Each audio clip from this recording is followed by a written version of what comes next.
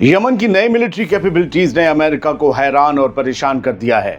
Yemen की forces ने सिर्फ मिसाइल्स और ड्रोन्स बनाने में ही कामयाबी हासिल नहीं की, बल्कि एक ऐसा एयर डिफेंस सिस्टम भी डेवलप कर लिया है जो अब अमेरिकन फाइटर जेट्स के लिए खौफ का सबब बन गया है। इसको पेंटागन में एक मेजर अलार्म के तौर पर देखा जा रहा है।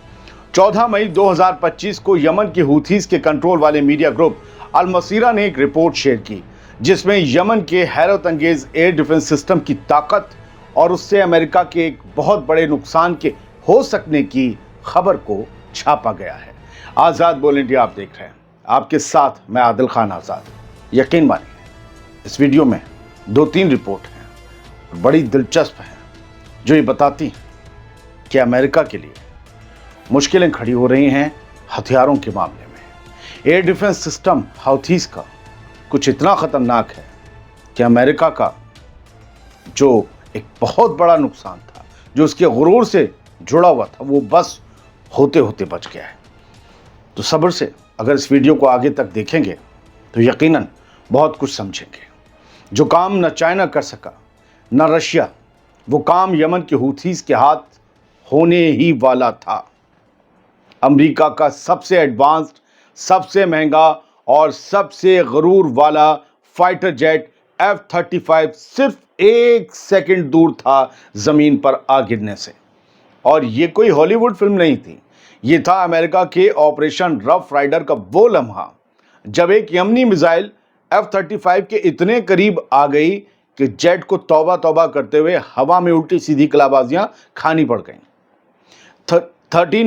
13 मई को द वॉर जोन वेबसाइट में छपी एक खबर के मुताबिक एक अमेरिकन ऑफिशियल ने यह बताया कि हूथीज की मिसाइल इतनी पास थी कि जेट को इवेसिव मैन्यूवर करना पड़ा, यानी खुद को बचाने के लिए कलाबाजियां खानी पड़ी, तब जाकर वो डॉच कर पाया उस मिसाइल को, वरना वो फाइटर जेट गिर गया होता।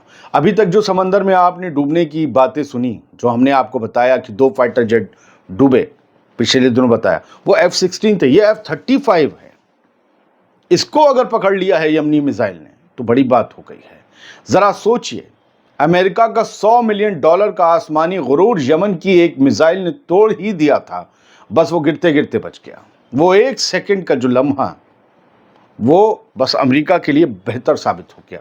और अगर वो गिर जाता तो ना सिर्फ ट्रंप की कैंपेन की हवा निकल जाती हूथीज के खिलाफ, बल्कि पेंटागन के इंजीनियर्स भी योग विद्या के नेटवर्क इनेबल्ड चक्रासन लगाते दिखाई दे रहे होते। चक्रासन। खैर, बढ़ते हैं। ये वही हूथीज हैं जिन्हें दुनिया बागी कहती है, रेबल, और अमेरिका जिन्हें टेररिस्ट ग्रुप भी बताता है और लिस्ट भी कर रखा है। लेकिन हैरत यह है कि इन हूथीज के पास अब अपना बनाया हुआ एक मिसाइल सिस्टम है, अपने ड्रोन्स हैं, एयर ड्रोन्स भी हैं, यूएवीज और वाटर ड्रोन्स भी हैं, और इतनी एडवांस एयर डिफेंस कैपेबिलिटी भी है कि अमेरिका को नींद नहीं आ रही। ये जाहिर सी बात है, बड़ा बेचैनी का सबब होता है। बेशक यही वजह है कि इस वाकये के बाद और समंदर में 2 अमेरिकी फाइटर जेट्स डूबने के बाद अमेरिका ने हूथीज के साथ सीज फायर कर लिया। और करना पड़ा, उसकी वजह है कोई भी अमेरिका हो या कोई भी अपनी नेवी का या अपनी फोर्स का नुकसान नहीं होता हुआ देख सकता। अमेरिका का नुकसान हो रहा था, 2 जहाज डूब गए थे, तीसरा पिटने वाला था, और ये अप्रैल का वाकया बताया जा रहा है, और ये रिपोर्ट निकल कर अब सामने आ रही है। तो अमेरिका भी लगातार, पेंटागन भी कैलकुलेट कर रहा था कि किस तरीके से हूथीज की इस जंग को जल्द से जल्द निपटाया जाए। अमेरिका ने बहुत हमले किए, तबाही मचाई, लेकिन वो चीज़ हासिल नहीं हो सकी जिसके लिए वो मिशन शुरू हुआ था। दोस्तों, अगर यमन किसी अमेरिकन फाइटर जेट को डैमेज करता है तो यह अमेरिका के लिए सिर्फ एक टैक्टिकल नहीं बल्कि सिंबॉलिक डिफीट होगी। इसी खौफ में अब वाशिंगटन ने B-2 स्टेल्थ बॉम्बर्स और लॉन्ग रेंज म्यूनिशन डिप्लॉय करने का फैसला लिया है, जो ये बताता है कि यमन की एयर डिफेंस पावर अब सिर्फ एक रेबल्स का सिस्टम नहीं बल्कि एक सीरियस रीजनल थ्रेट है अमेरिका के लिए।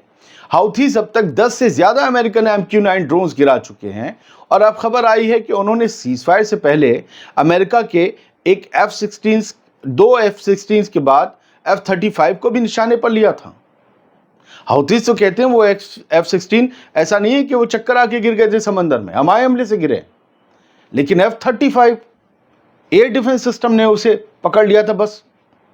یہ بڑی بات ہے، مگر سب سے زیادہ حیرانی کی بات کیا ہے؟ وہ بات یہ ہے کہ امریکہ جو ہر وقت ٹیکنالوجی کا ڈنکا بجاتا ہے، وہ ایک ایسے دشمن کے ہاتھ سے زخمی ہونے سے بچ گیا جو نہ ناٹو کا حصہ ہے، نہ یو این کا، نہ اس کے پاس $1 ٹریلین کا کوئی ڈیفنس بجٹ ہے۔ تو سوال اٹھتا ہے، آخر کس بات کا F-35 جب ایک میزائل نے اسے ہوا میں نچا دیا، اور وہ بھی ان لوگوں کی میزائل جن کی کوئی ایسی ملٹری کیپیبلٹی اور وہ نہیں ہے۔ لیکن یہیں پر اسی بات کو میں پلٹوں گا، شاید ان کے پاس وہ کیپیبلٹی ہے، ورنہ F-35 کو اس طریقے سے بچنا کیوں پڑتا جیسے یہ رپورٹس کہہ رہی ہیں۔ اور جب ایک باغی گروپ امریکہ کے فلائنگ پرائیڈ کو نیچا دکھانے کے قریب پہنچ جائے تو پھر دنیا کے لیے سبق یہی ہے کہ اصلی طاقت میزائل کی رینج میں نہیں، سوچ کی ریچ میں ہوتی ہے۔ یہ صرف ایک جیٹ نہیں تھا، یہ امریکہ کی ڈیفنس کی عزت کا سوال تھا جو فی الحال بچ گئی، لیکن اسرائیل سے نفرت کی آگ میں جلتے یمن سے ایک نیا خوف ضرور پیدا ہو گیا ہے۔ اب یمن اور امریکہ کے حوالے سے ایک اور خبر سن لیجئے۔ ٹرمپ نے اسرائیل کو بچانے کے لیے جنگ چھیڑی، مگر سیز فائر میں اس کا نام و نشان تک نہیں ملا۔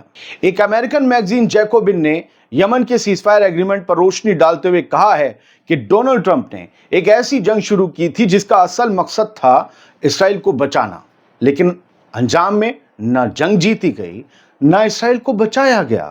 اسرائیل پر آج بھی حملے ہوئے ہیں، پچھلے کچھ گھنٹوں میں 3 بار حملے ہوئے ہیں، یمن کی طرف سے، ہوتیز کی طرف سے۔ رپورٹ کے مطابق ٹرمپ نے یمن پر بامبز گرائے، وہ اس لیے کہ وہ یمنی فورسز کو اسرائیلی جہازوں کو نشانہ بنانے سے روک سکیں۔ مگر جب حوثیز اور امریکہ کا سیز فائر ہوا تو نہ اس اسرائیلی پروٹیکشن کا کوئی ذکر تھا، نہ ٹرمپ کے مشن کا کوئی نتیجہ۔ جیکوبن کی اس خبر کو 14 مئی کے دن المسیرہ نے بھی اٹھایا ہے، یمن کی المسیرہ ٹی وی نیٹ ورک نے۔ جیکوبن نے لکھا کہ ٹرمپ نے خود کو اسی دلدل سے نکالا جس میں اس نے خود کو پھنسایا تھا، اور وہ بھی بنا اپنا اصل مقصد حاصل کیے۔ یہ رپورٹ اس بات کو واضح کرتی ہے کہ ٹرمپ کی پالیسی صرف سمبولک ایگریشن تھی، لیکن گراؤنڈ پہ نہ یمن کو دبایا جا سکا، نہ اسرائیل کے لیے کوئی مستقل سیکیورٹی حاصل ہوئی۔ سیز فائر کے باوجود یمن نے اسرائیل کے خلاف اپنا ہوائی بلاکیڈ جاری رکھا ہے، اور جب تک غزہ میں قتل عام جاری ہے، یمن کا کہنا ہے کہ ہم جنگ جاری رکھیں گے۔ اب 14 مئی کی صبح کی خبر لے لیجئے۔ جیروسلم اور ویسٹ بینک کے کئی علاقوں میں ایک دم سے سائرن بجنے لگے، وجہ تھی یمن سے ایک اور میزائل اٹیک ہو گیا۔ اسرائیلی فوج یعنی IDF نے دعویٰ کیا کہ حوثی گروپ نے یمن سے میزائل داغی، لیکن اسے انٹرسیپٹ کر لیا گیا۔ IDF کا دعویٰ ہے کہ ایرو اور تھارڈ سسٹم نے میزائل کو راستے میں ہی اڑا دیا۔ اپنا سوال یہ، ایک میزائل 2 سسٹم کیوں؟ اسرائیلی میڈیا کے مطابق کسی کی جان کا نقصان تو نہیں ہوا، لیکن ایک عورت جو بھاگ کر شیلٹر میں چھپ کر اپنی جان بچانا چاہ رہی تھیں، ان کی بھاگتے وقت انہیں وہ گر گئی، ان کی چوٹ لگ گئی۔ یہ 13 گھنٹے کے اندر دوسری بار یمن کی طرف سے حملہ تھا اسرائیلی قبضے والے علاقوں پر۔ 2 دنوں میں یمن کی طرف سے یہ تیسرا میزائل اٹیک ہے اسرائیل پر۔ اس سے پتہ چلتا ہے یمنی اپنا بھاری نقصان کروانے کے باوجود رکے نہیں ہیں۔ سیز فائر امریکہ سے ہوا ہے، اسرائیل سے نہیں۔ بہت بہت شکریہ، سلامت رہیے، خوش رہیے۔